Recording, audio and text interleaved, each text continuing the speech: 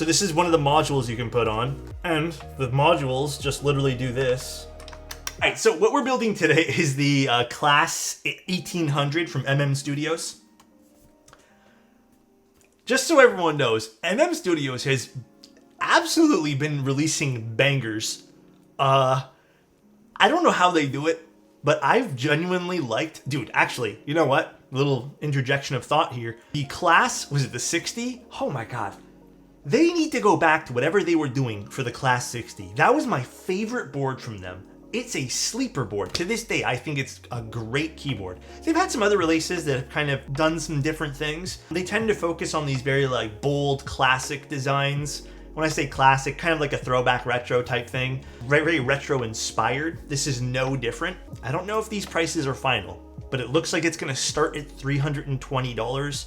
And that's without a PCB plate or a PCB end plate. I don't know how much the PCB end plate is.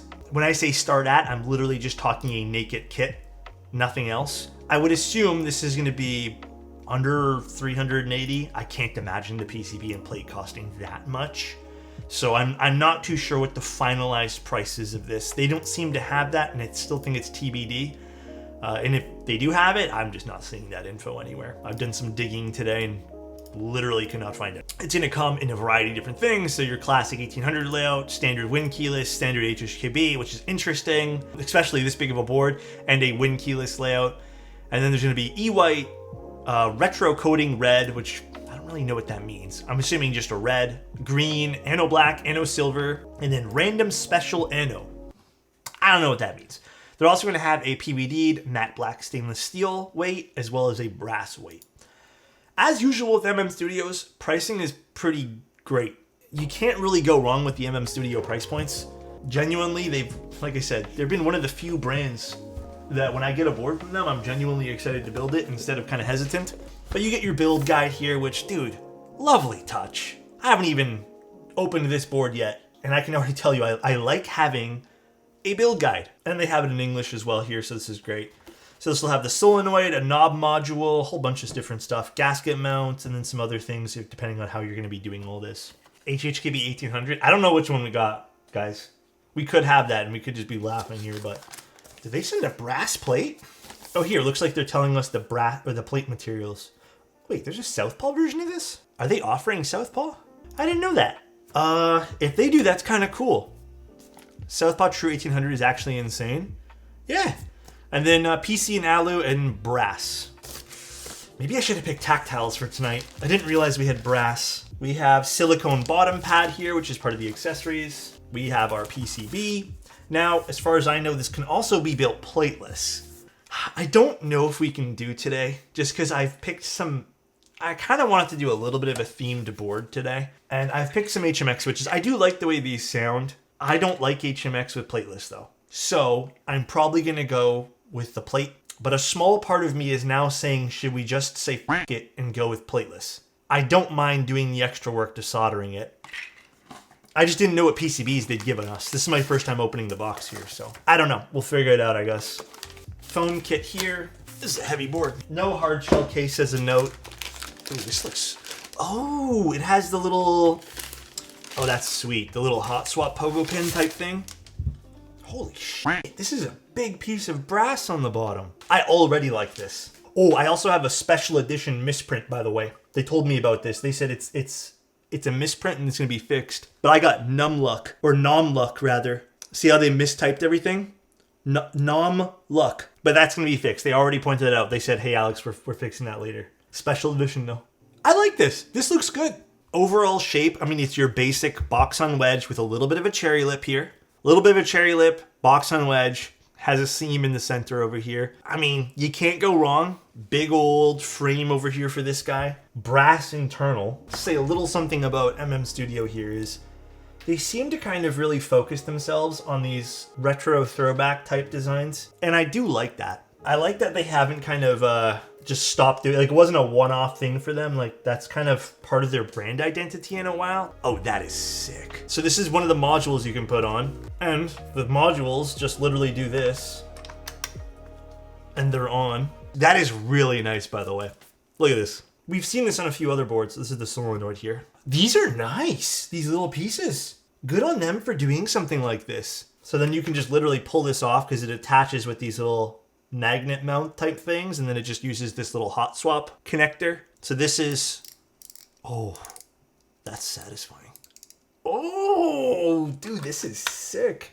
Yeah, and this can be your solenoid if you choose to use it or not. This little feature alone of having these hot swappable modules that do different things, I think, if anything, this would be the major selling point of this board. And by the way, they did send me this. They are letting me keep this. I'm assuming they haven't said anything otherwise. That won't affect how my opinion changes, but if that affects the way you guys view this, please know it never have and never will affect anything that I do.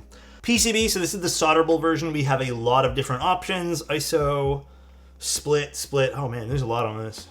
Okay, cool. Yeah, we can't have the full right shift because of the way the layout is. A lot of options. I'm surprised there's not more options for this, in case people didn't want to go. Actually, some people might be turned off by not having a full, 0 on the bottom, but for me, that's not a big deal. And then we have the hot swap PCB, which I don't know how different it is. So, hot swap does have a lot less compatibility.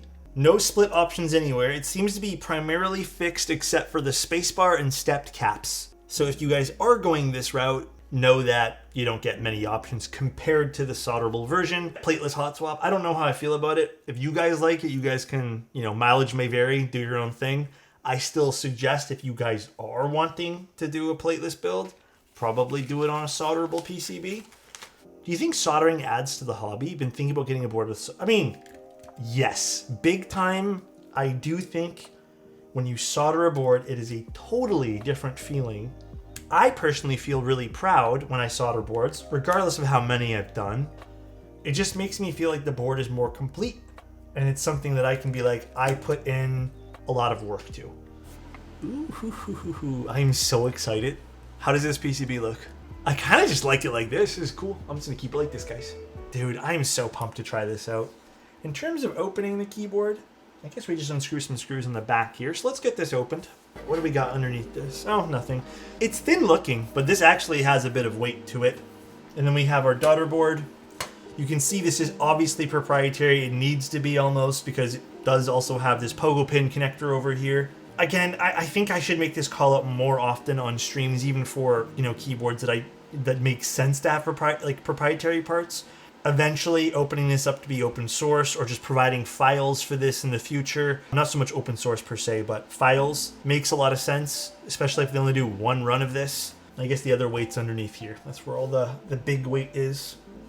Kind of cool though. I know, ribbon cable in this case still doesn't really make a whole lot of sense. There's enough room where this doesn't need to be a ribbon cable. It is what it is, I guess.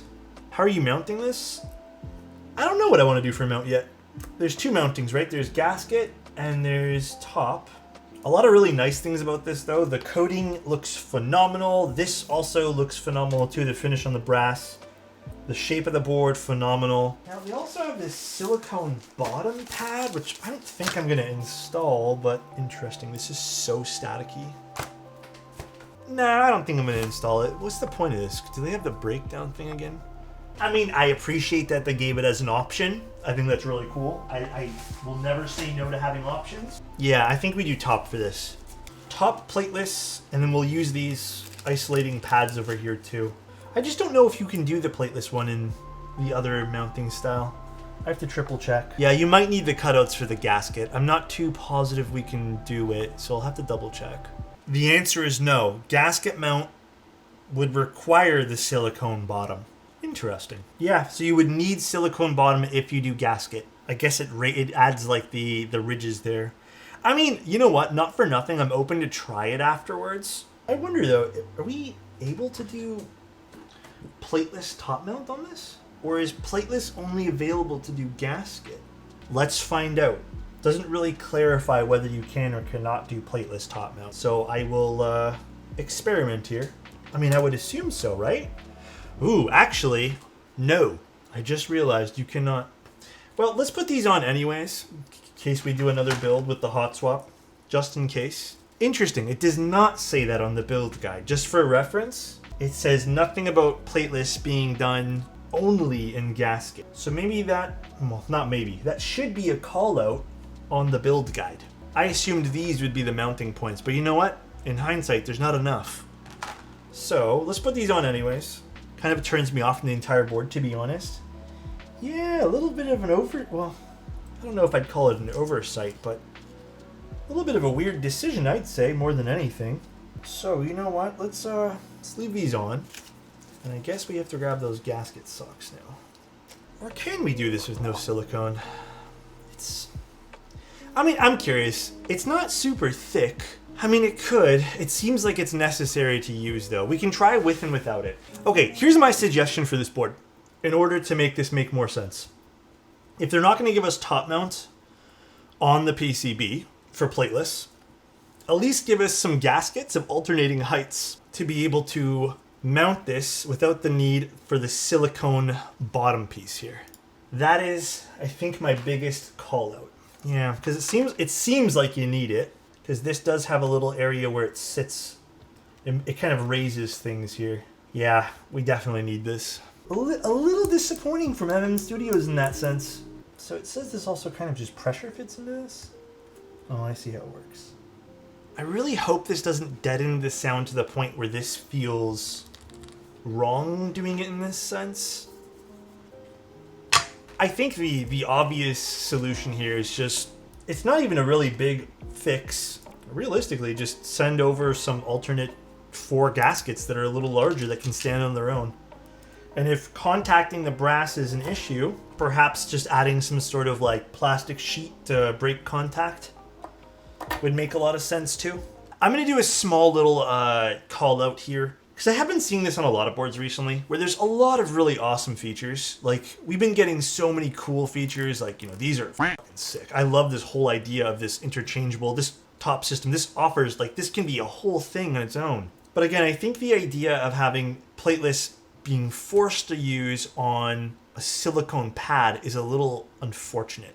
And having the, you know, the plate being limited to the only thing being, you know, available for top. I don't want to jump the gun. Maybe this doesn't really affect the sound signature. Are the F-rows? Oh yeah, a little bit it looks like.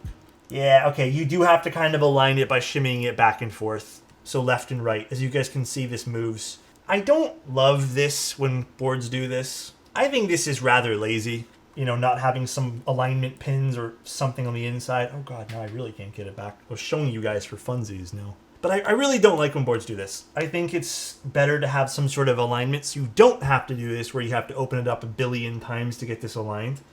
So I will be mentioning that in my notes as well to Studio. Oh yeah, they're also tightening up this apparently on the final rendition of the board too. They're going to make this a little nicer to clip in.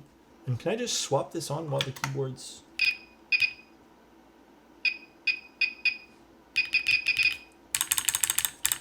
That was cool. I love the fact that you can just take this on and off. Turn it off, please. You know what? Okay, so this is HMX KD200s, sent over by Dan Keeps. Plateless on the silicone. We're forced to use this silicone. I'm a little hesitant, but we'll see. No foam, no nothing else. You have to use the silicone base for this. There's a lot of light bleed. I didn't see anything to make that not happen, but... Wait, I actually really like this.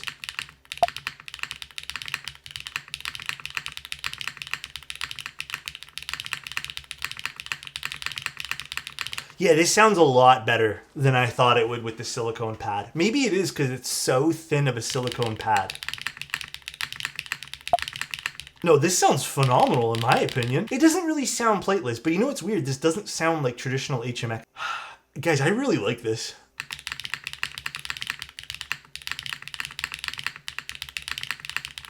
The HMX switch works really well with this, and I don't know if it's complementing the silicone by giving, you know, that normal plasticky high pitch sound. Surprisingly, I think this sounds really good. It's not too bassy, it's not too bright. It's like that perfect middle ground.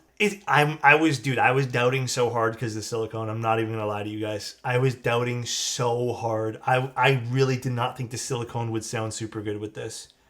I do still think they need a better alignment system for the PCB and plate, or not the plate rather, the PCB and the top in terms of how much it's shifted around there. But, you know, I will still suggest them to give us the option to, you know, maybe avoid that silicone. But even with the silicone, like the board's pretty soft.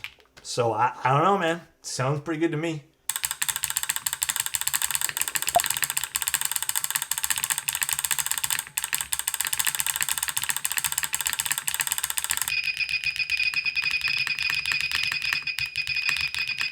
Overall, you know what? Surprisingly, like the sound signature out of this a lot.